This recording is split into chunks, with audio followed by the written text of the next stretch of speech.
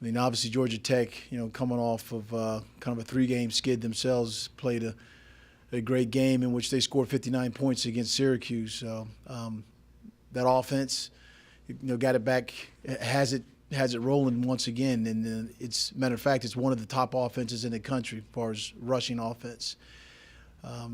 Thad Lee has done a great job running their offense. Coach Johnson has been at Georgia Tech and has been known for that type of offense and the style, that they play. Defensively, they're a good defensive football team.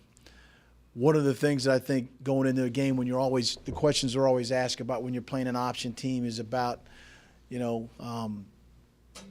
it assignment football? How do you practice it and things like that? And, with our defensive staff, with Coach Tenuta, having ability to play it against, a style or system like that in the past has, knows how we want to practice. You practice with a Nerf football. You do different things to make sure you get a lot of quality reps.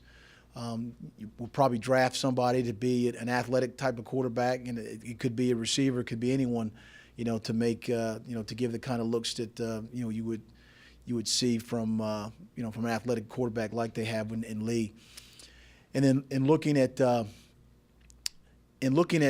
you said talk about some of the keys for the game, particularly for this one, is I went back and we looked at the time of possession. Georgia Tech is number 2 in the country in hanging on to the ball, I believe almost 35 minutes.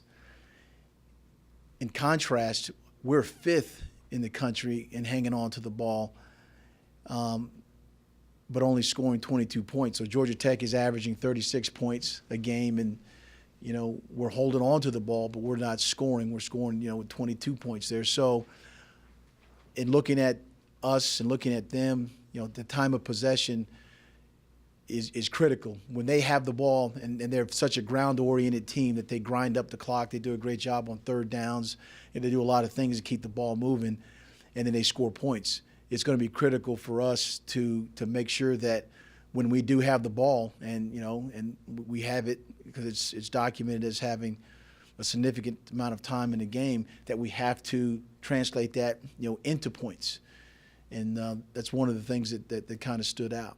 Well, one of the things is just the release factor when you're releasing the ball, just knowing that anticipating routes and where they are, and throwing over coverages and things like that. And again, David works on that every day with Steve Fairchild, and he knows it's a point of improvement that must be made.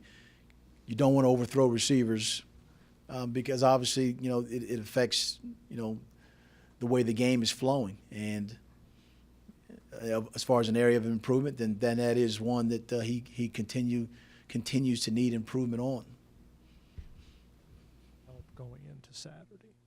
It's a large part of having played against this offense, because then you understand the splits. You understand, the fullback is directly behind the quarterback and how hard hitting that midline dive is.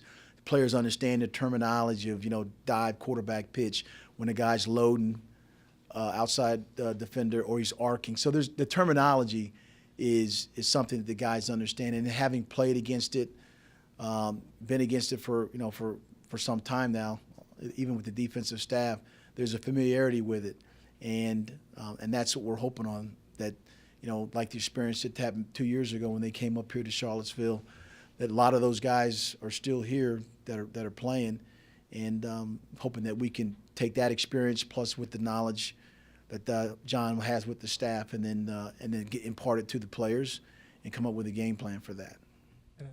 Yeah, the two of them had to, particularly Mike Moore, because we moved Jake Schneider inside a little bit. He played a little inside, but you can't replace Urban inside there. But he did a nice job. And then, Dante, true freshman playing, got some snaps in there and was able to, get involved in a couple of tackles and a couple of knockbacks. So that's an area that we'll continue to keep trying to improve, because I don't know when Brent will be back.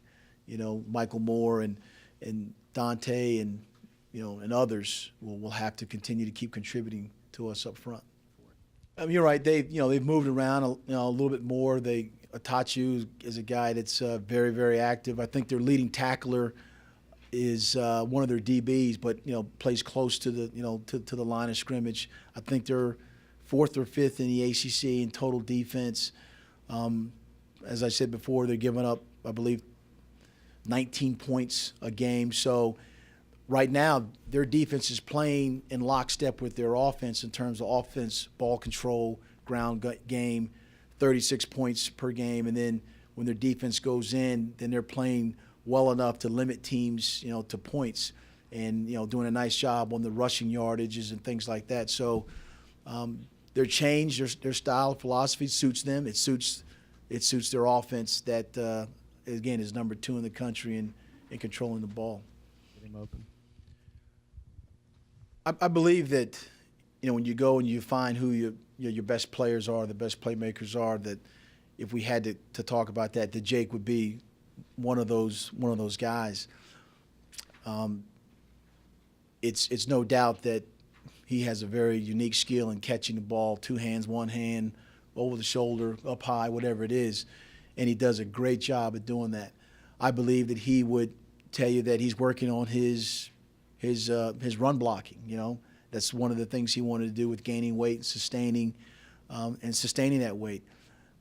It's also unfortunate that during the course of this season that he's had kind of these nagging injuries, shoulders, knees, and things like that. But Jake is a gamer. I mean, he's a guy that whether you go back to his high school playing career, basketball, football, playing with Russell Wilson those days, that he's one of the guys that you could count on to make plays and he's doing it here now. And he is a good player, and he'll be a great player before he's done, here. And I know that he's not where he wants to be from a physical standpoint. And a lot of times at this point in the season, everybody's nicked up, everybody's hurt. Again, I refer back to us. I mean, particularly defensive with Brent Urban and Trey Nicholson being hurt. Everybody's nicked.